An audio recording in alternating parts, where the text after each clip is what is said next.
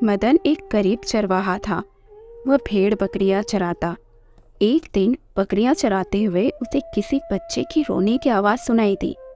उसने इधर उधर देखा, वहाँ कोई नहीं था। बच्चे की आवाज़ और तेज होती गई। तभी उसने किसी स्थान पर लकड़ियों का गट्ठर देखा।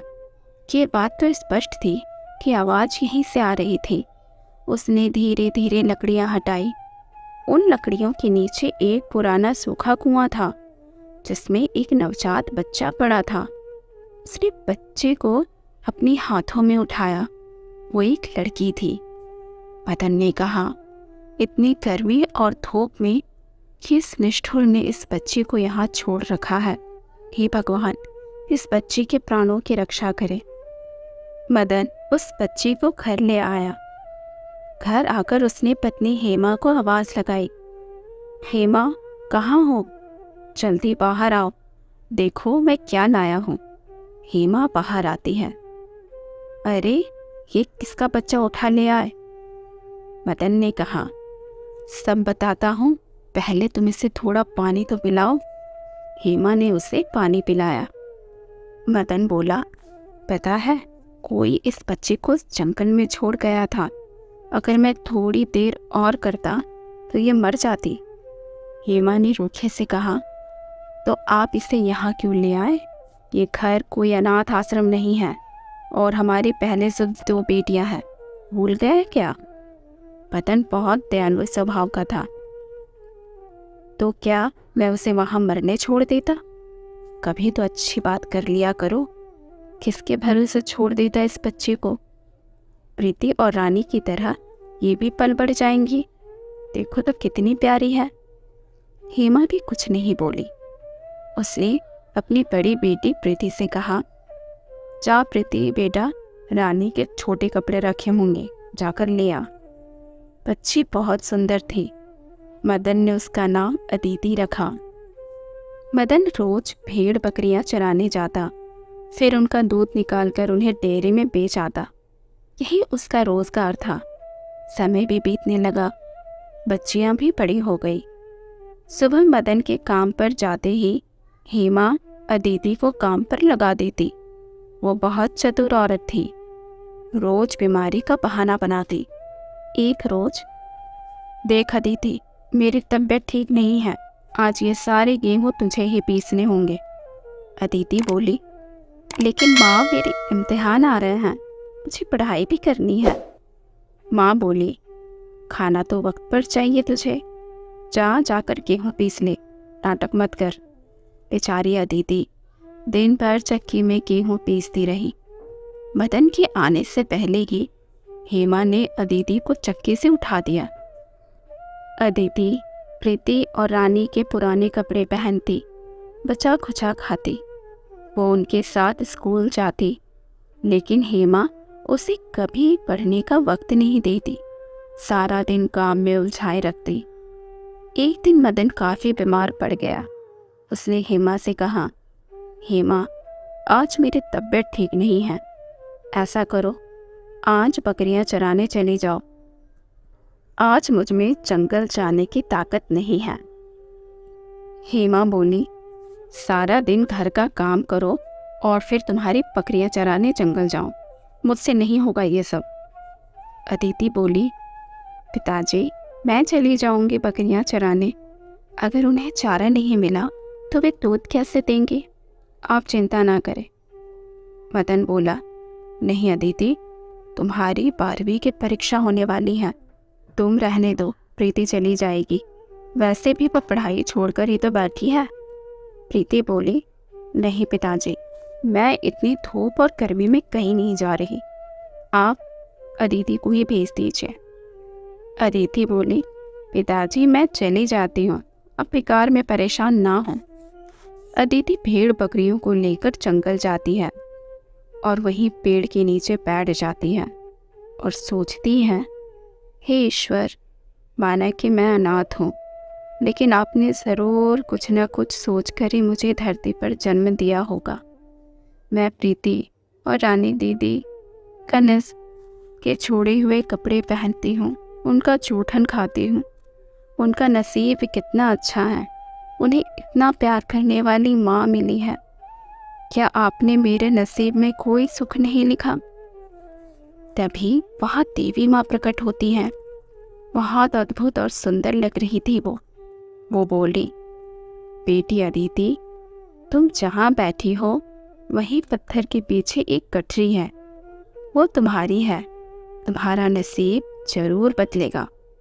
अदिति ने पीछे मुड़कर देखा तो वहाँ सचमुच एक गठरी रखी हुई थी। उसमें काफी वजन था।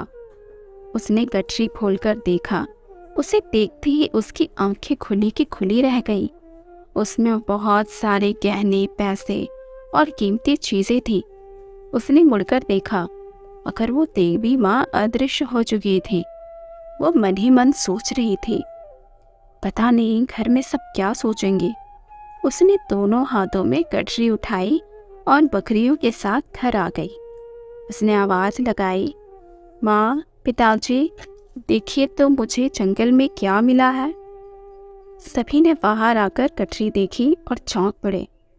मदन बोला, बेटी अदिति, ये तुम्हें कहाँ से मिला? अदिति बोली, पिताजी, मैं पेड़ के नीचे बैठकर सोच रही थी कि मेरा नसीब कभी बदलेगा भी या नहीं। तभी मुझे वहाँ एक देवी माँ मिली। उन्होंने मुझे ये गठरी दी और कहा, इससे तुम्हारा भाग्य बदल जाएगा। फिर वो गायब हो गई। मदन बोला, बेटी, तू तो बड़ी किस्मत वाली है, तुझे करोड़ों की संपत्ति मिल गई है। अदिति बोली, पिताजी, हमें इस धन का क्या करना चाहिए? मदन बोला, तू इस संपत्ति की इकलौती मालकिन है, तुझे जो मन में आए तो वो कर। हेमा ये सब सुनकर चल भुन गई। वो बोली, करना क्या है? घर में 3 जवान बेटियां हैं, तुम तीनों की शादी में ये पैसे काम आएंगे और ये गहने भी तुम तीनों ही आपस में बांट लो। अदिति बोली, नहीं माँ, ये धन मैं नेक काम में लगाना चाहती हूँ। हेमा का कोई चारा नहीं चला।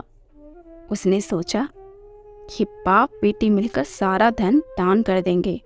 ये खजाना मैं किसी गुप्त जगह में छुपा दूंगी जो प्रीति और रानी के काम आएंगे। बाद में यह कह दूंगी कि चोरी हो गया। आधी रात का समय था। सभी गहरी नींद में सो रहे थे। हेमा चोरी छुपे उठी और जमीन में एक बड़ा गड्ढा बनाकर गठरी उसमें छुपा दी और उसके ऊपर एक बड़ा संदूक रख दिया। लेकिन जैसे ही वो मुड़कर जाने लगी, वो धड़ाम से जमीन पर गिर पड़ी और जोर से चिल्लाई, प्रीति के पापा, मेरी मदद कीजिए। सभी दौड़े आए। मदन ने कहा, क्या हुआ, जमीन पर क्यों पड़ी हो?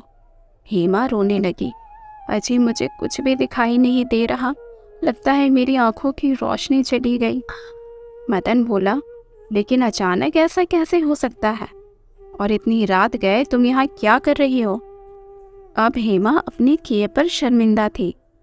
अजी, मैंने अदिति के खजाने को चुराया है, ये मेरे कर्मों का ही फल है। वो बहुत रोती है। अदिति बोली, माँ, पर ऐसा कैसे हो सकता है?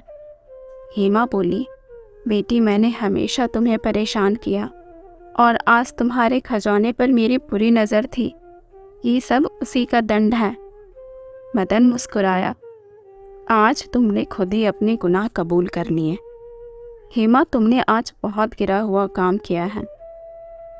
हेमा बोली, अदिति बेटा, मुझे माफ़ कर दो।